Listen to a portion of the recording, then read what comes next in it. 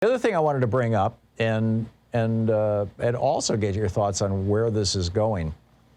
I don't know if you've caught the story that there's a hospital that just basically put 140 some odd of its employees on 2-week suspension because they refused to get vaccinated.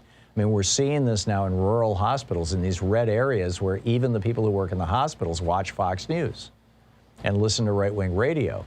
And they're all, oh, it's an experimental vaccine. It makes magnets stick to your head.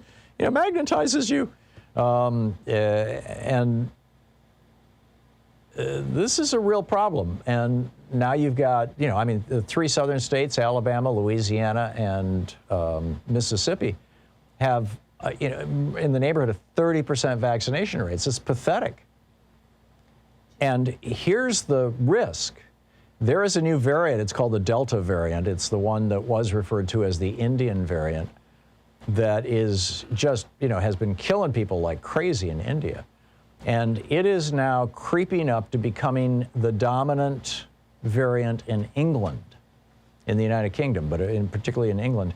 And there is this concern. It's coming out of number 10 Downing Street. In fact, this Heather Stewart, writing for The Guardian, a number 10 source said there are now clearly signs for concern in the data. They were planning on basically opening the country back up in about 2 weeks. And now they're seeing that hospitalization cases are going back up. Children are getting this. This variant has a mutation on the spike protein that apparently shuts down the ability of individual cells to produce interferon, you know, a first line of defense against viral infection.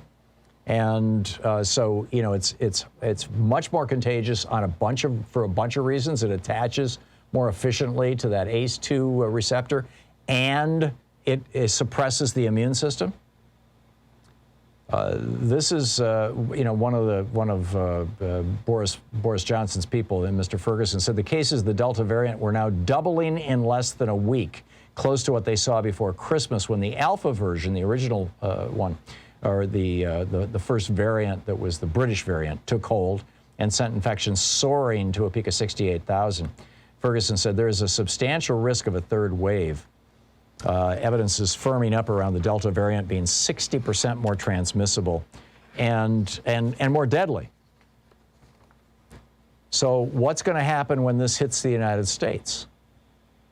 And people start getting sick and wondering, oh my God, is this COVID? Even people who've been vaccinated. If you've only had one of the 2 shots, for example, on the 2-shot vaccines, this thing will get you. And if you've had COVID before and you think that's giving you immunity, this variant will get you.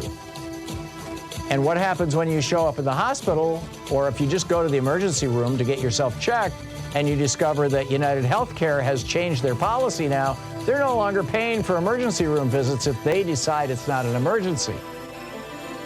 30 million people with insurance about to get screwed.